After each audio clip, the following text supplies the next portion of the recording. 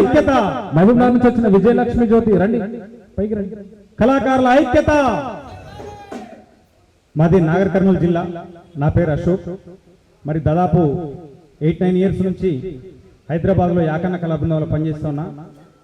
మరి ఎన్నో ఉద్యమాలు, అదేవిధంగా తెలంగాణ రాకముందు నుంచి కూడా మరి మన బాధలు, మన కన్నీటి గాథలు, మనము సంబరాల పాటలు పాడుకోవడానికి కాదు పెట్టుకున్నది, అవునా కాదా? మన గోసలు, మన బతుకు బాధలు చెప్పుకోవడానికి. ఎందుకంటే ఏ రాజకీయ నాయకుడైనా ఎవరైనా తాను ఎదుగుదల కోసం మనకు ప్రోగ్రామ్ అని ఇస్తారు. గుండె నిండా ఆశలు పెట్టుకొని వచ్చిన 1 రూపాయితో కడుపు నింపుకుందామని చెప్పి మనం ప్రోగ్రాం పోతాం, అవునా కాదా? అందరికంటే ముందు వస్తారు, అందరూ పోయినాక మీరు పోతారు, అవునా కదా? మనం పోయినప్పుడు కుర్చీలు కూడా చక్కగయ్యారు, కానీ మీరైతే 8 గంటలకల్లా ఉండాలంటారు, అవునా కదా? అరే నీ అమ్మ ఇదేంద్ర నాయన, స్కూల్ పిల్లలు కూడా 8 అందరికంటే మనం ఉండాలంటారు. అందరూ పోయినాక మన టీం లీడర్కి ఒకటే ఫోన్ చేస్తుంటారు రాజకీయ నాయకుడు, ఏమైనా మీ వాళ్ళు వచ్చిర్రా, ఏమైనా మీ వాళ్ళు వచ్చిర్రా అని, అవునా కదా?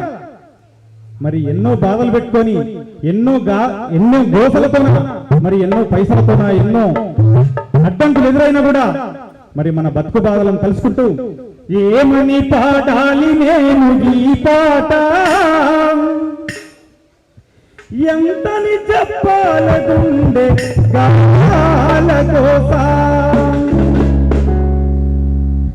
ఏమని పాడాలి చెప్పాల గాల గోస,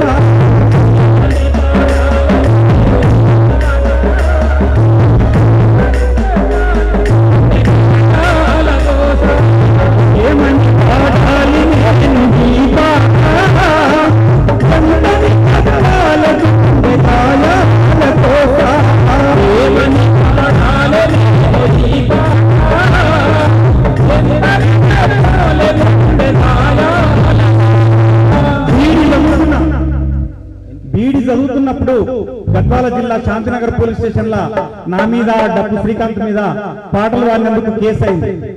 ఇప్పటికి కూడా కోర్టు నుంచి నాకు ఇంటికి లెటర్లు వస్తున్నాయి, కానీ మేము మోతలేం కోర్టుకు. ఇప్పటికి కూడా లెటర్లు వస్తున్నాయి, కానీ అందుకే ప్రతి ప్రభుత్వ మండలి వాడుకున్నది తప్ప న్యాయం చేసింది నాన్న చేయలేదు. మోసపోయిన కళాకారుల కన్నీటి వల్ల,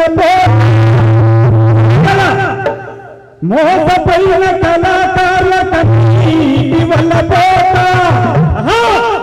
రక్తం వరదై పారిన నా కళాకారుల బతుకు